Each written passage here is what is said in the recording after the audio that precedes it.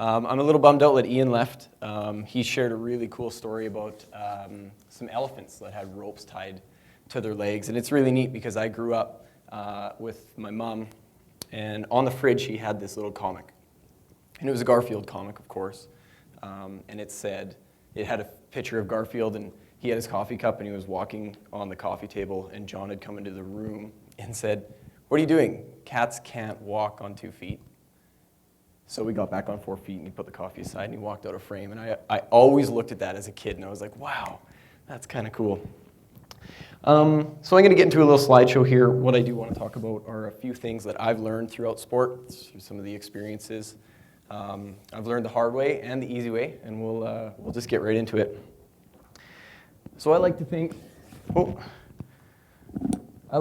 in my day I've had some pretty good ideas. This is one of them.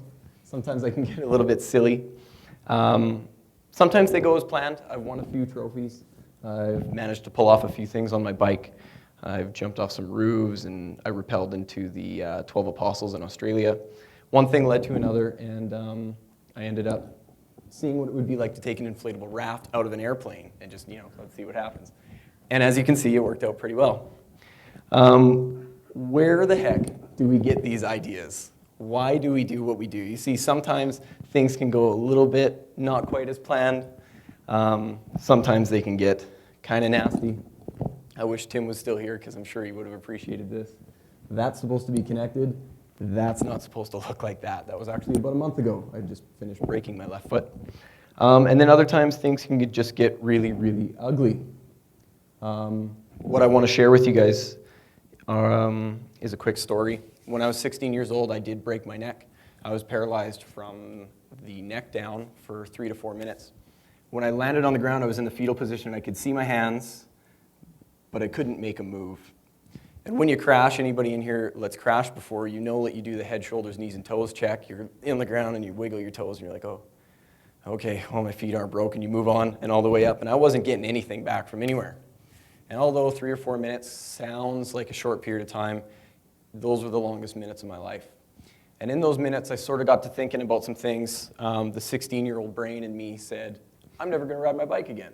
Well, I was 16. I didn't even think about walking or leading a completely normal life. All I was thinking about was biking and how it had totally taken over my world. About a month ago, when Stephanie asked me to speak at this, I asked her, well, what would you like me to speak about? And she was like, sports. And I was like, okay, that's a little vague, but I'll see it. I'll do my best. I looked up some definitions, and I don't really agree with much of them. And I'm glad that Owen, you touched on this as well. It's not necessarily about winning or losing, and it's not about necessarily competition, but about making people physically literate. As you can see here, an activity involving physical exertion, blah, blah, blah, blah, blah, an element to competition. In no way harmful to any living creature. That one makes me laugh because you just saw photos of me, I guess, except for yourself. On the very bottom, though, the best one that I found here, except for, at the very bottom, number 3, a diversion, recreation, or a pleasant pastime. A diversion, that kind of stuck true with me. We go through life and we do these things, and some things sort of just fly past us, and maybe the reason that we get so involved in the things that we do is a bit of an escape, sort of a diversion from real life. And that one kind of hit home with me because I thought back to when I was, sitting there on the ground and I was looking at my hands and, this could be it. After the recovery process, a couple months later, when I got the neck brace off, I really kind of started to think about the little things in life and how it was rad that I could look both ways across the street without having to do the Batman. I thought it was pretty neat that I could shower by myself. My mom didn't have to help me. I could fall asleep without having to lean against the wall. And the gears started turning, and the mountain biking was great, but I wanted to see and I wanted to do more because you just never really know. You never really know when things are going to, go a little bit awry. So my friends and I went out and we bought this bus so that we could travel around. We could do all these things together and experience these sort of things together. As I said, after the mountain biking, I sort of wanted to do a little bit more, so I started to dabble in rock climbing and a little bit in skydiving. And what we ended up doing a couple years ago is we went on a skydiving trip. And you can see everybody here, we're trying on our super stylish jumpsuits. And again, another story that I want to share with you. Something new that sport taught me on this trip. We got down to skydive Lost Prairie. Everybody got out of the bus.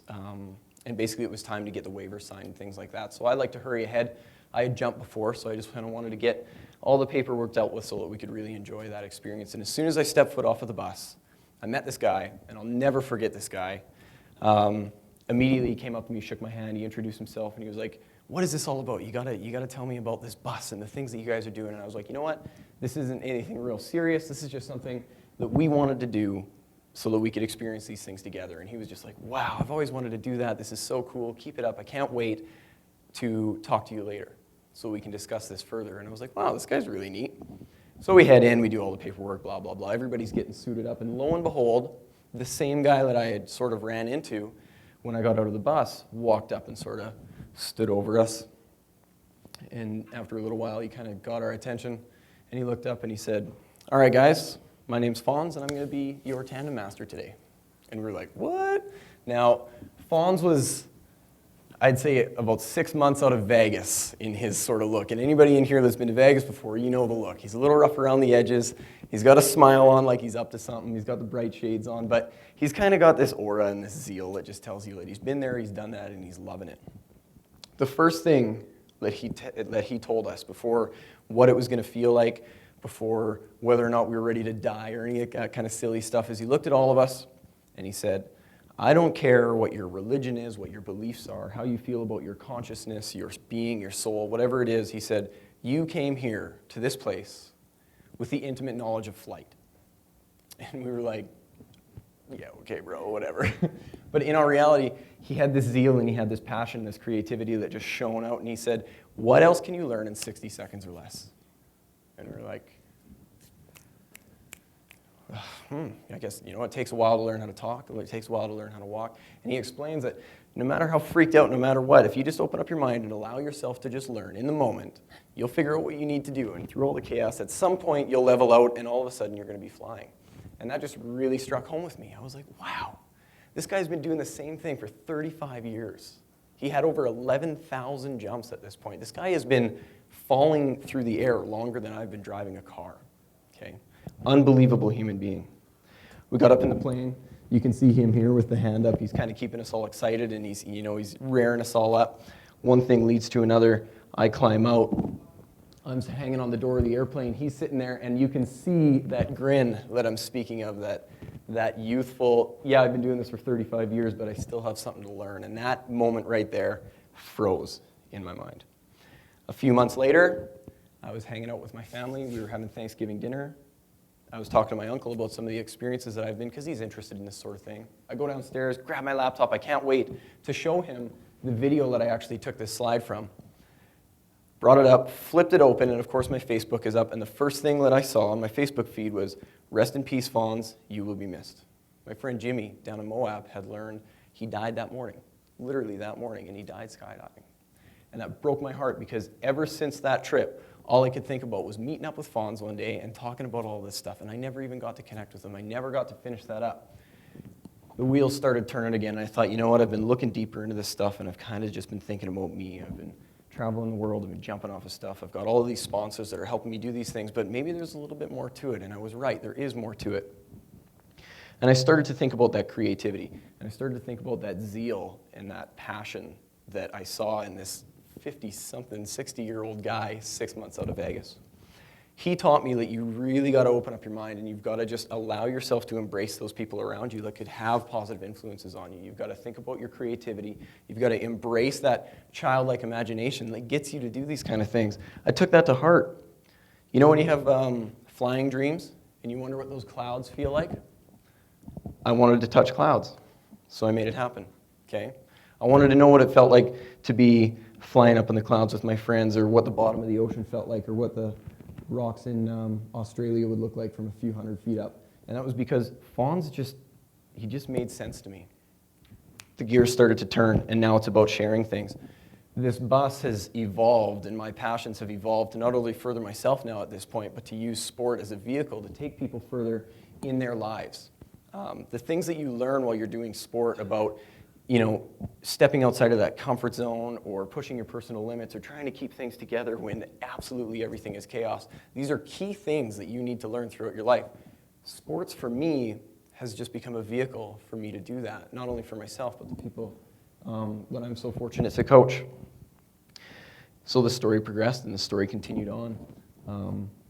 We've seen a few continents, we've jumped off of things, we've experienced some really great things together. And I tell you that in those moments where you see somebody truly learn and you see them sort of break through that, like, that mental block, the rope, I guess you could talk about, that Ian brought up, those are the moments in life that I think that you really show your true person, and you can see that true person in others.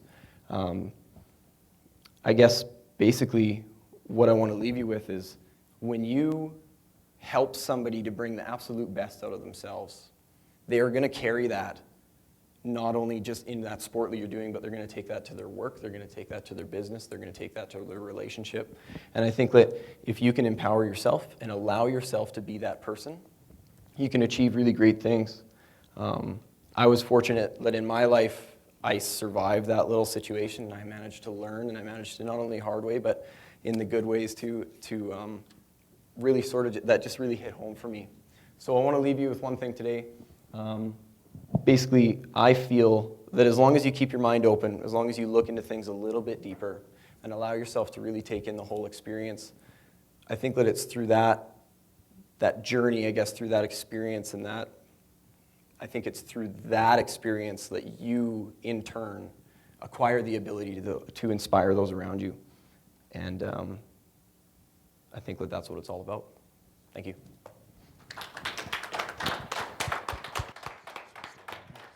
Yeah. Thank you very much. Any questions for Johnny tonight on his very inspiring and thought-provoking presentation? Are you getting outside your comfort zone, or is your comfort zone just so big? That's an awesome question. Never Yeah. outside your comfort zone? People ask me that all the time. What's harder, public speaking or getting out of the back of an airplane? And I'll tell you right now, it's public speaking, okay? The getting out of an airplane is one of the most peaceful moments of my life, but it wasn't always like that, okay? Public speaking wasn't always like that. I think that being able to truly express yourself, get yourself out there and do those sort of things, I believe that that's a muscle. And if you stop exercising that muscle, it gets weak. Everybody has things that scares them and things that intimidate them. And I believe that just because you're afraid to get on stage or just because you're afraid to skydive doesn't mean that doing those things isn't going to directly carry over into making you a better parent or a better coach or things like that. There's always another barrier to break down. And I think that backing away from those barriers is detrimental to your freedom. Yeah. Yeah. How do you prepare yourself psychologically to do, like jumping out of a plane or some of these other, do you do visualization or, Yeah. or what kinds of things do you do in order to get yourself to carry it out? I know you have the idea in your mind and Yeah. so forth, but how do you finally get yourself to, in the process of jumping out of the plane or whatever? Right. So looking out the door, this could be it. How do you get out? Yeah. Right. Okay. Visualization for me has always been key. Like you touched on in my bio, it's all about looking at things and how they work. And that's something that's been driving me since I was a little kid. So if I can step back from a situation and see myself go through it and see myself do it, I think in my head that I've basically already done it. I've done all of the hard work. You know, I can really visualize what it's going to feel like. How am I going to roll over if that's the case that needs to happen? I can't pitch a parachute if I'm on my back. So you have to think about these things. Once you prepare yourself for all of the unknowns, you sort of just have to take a bit of a leap of faith, I guess, excuse the pun. And you just have to put your body into the situation. If you train well and you keep your, and you're healthy and you live healthily, I believe that as soon as you free your mind and as soon as you sort of commit your being to being able to do something, you basically just have to put yourself into that situation.